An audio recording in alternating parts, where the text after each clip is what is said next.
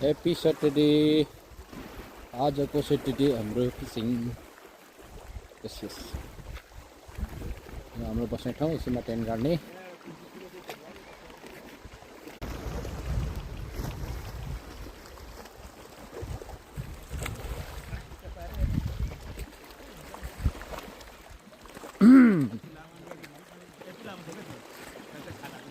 Hot गरेर राखेको छ केटाहरूले। यहाँ चाहिँ गफ हान्दै आनन्दले बसेको छ।